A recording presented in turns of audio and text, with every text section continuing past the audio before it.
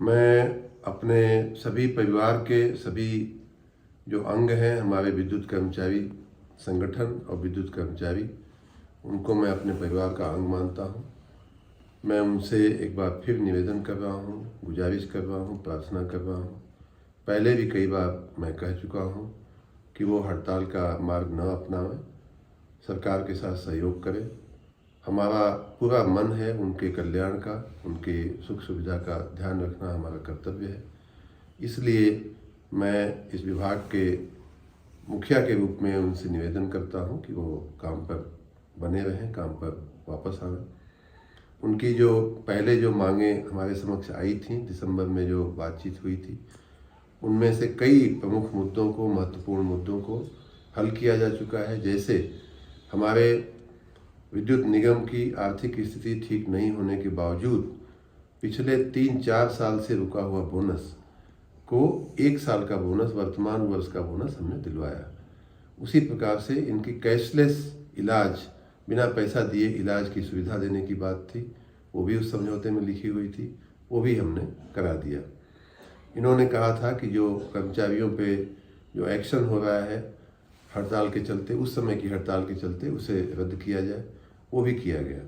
Computer की में ERP की एंट्री थी, वो भी हमने इनको दिलवाई। तो इस प्रकार ये गलत प्रचार करना कि पिछले समझौते का कोई मुद्दा पूर्ण नहीं किया गया, ये बिल्कुल गलत है, भ्रामक है और लोगों को बरगलाने वाली बात है। साथ ही रोज़ नए नए मुद्दे भी उठाए जा रहे हैं।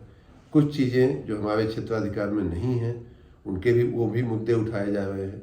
जैसे कुछ कैपेसिटी के सब स्टेशन को हमारा विद्युत निगम स्वयं बनावे, वो हमारे हाथ में मुद्दा नहीं था, लेकिन फिर भी हम आयोग से प्रयासरत थे और वो आयोग ने आज ऑलरेडी उसको अलाउ कर दिया है। इनका ये कहना था कि प्राइवेटाइजेशन न हो उसका।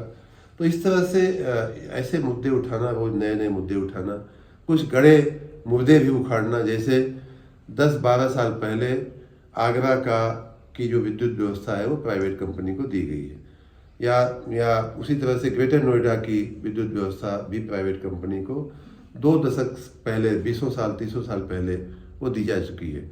अब उन मुद्दों को आज उठाने का कोई औचित्य नहीं बनता। ये दिखाता है हमने पूरे समझौता जो हुआ था दिसंबर में, उसके कई, जैसा मैंने कहा, कई प्रमुख मुद्दे हमने पूर्ण किए। बाकी मुद्दे बातचीत के जरिए हम उनको हल करने की दिशा में आगे भी बढ़ने को तैयार हैं। और गड़े मुद्दे उखाड़ करके सरकार को परेशान करना, जनता को परेशान करना और इस गर्मी में, बढ़ती हुई गर्मी के समय में विद्युत व्यवस्था को बाधित करने का प्रयास करना। ये मार्च का महीना है जिसमें राजस्व संग्रह व राजस्व की वसूली बहुत महत्वपूर्ण मुद्दा होता है। इस महीने में जो वसूली होती है उससे हमारे पूरे वर्ष के विकास के कार्य होते हैं, कर्मचारियों के भी कल्याण के कार्य होते हैं। बोनस देना है और पैसा नहीं है तो कहाँ से देंगे। तो इस प्रकार से इस महीने में कार्य बाधित करना एकदम अनुचित है। और मुझे स्पष्ट दिखाई दे रहा है कि जो लोग ये कार्य कर रहे हैं वो राजनीति से प्रेरित हैं और राजनीतिक बलों या प्रतिबलों के आधार पर वो अपना ये हड़ताल का रुख अख्तियार किए हुए हैं। मैं उन सभी संगठनों का धन्यवाद भी करना चाहूँगा, जैसे विद्युत मजदूर पंचायत है, हमारा संविदा कर्मचारी महासंघ है, ऑफिसर्स एसोसिएशन है, उसी तरह से कई और हमारे संविदा कर्मचारियों का संगठन है, लेखाकारों का संगठन है। मैं इन सभी संगठनों का धन्यवाद भी करना चाहता हूं कि उन्होंने हड़ताल से अलग रहते हुए उनको समझाने की कोशिश में भी वो लोग लगे हुए हैं और स्वयं हड़ताल में शामिल नहीं हुए हैं। मुझे आज और भी खुशी हुई कि जब ऑफिसर्स एसोसिएशन के लोगों ने आकर के हमें ये कहा कि साहब ये गलत हड़ताल हो रही है, हम इसके साथ नहीं हैं। इतना ही नहीं, सुपरिटेंडिंग इंजीनियर, एग्जीक्यूटिव इंजीनियर स्तर के अधिकारियों ने कहा कि अगर कुछ लोग हड़ताल पे जाएंगे तो हम एक्स्ट्रा काम करने को तैयार हैं और हम 24 घंटे तक काम करके आपको हम विद्युत की व्यवस्था को बाधित नहीं होने देंगे।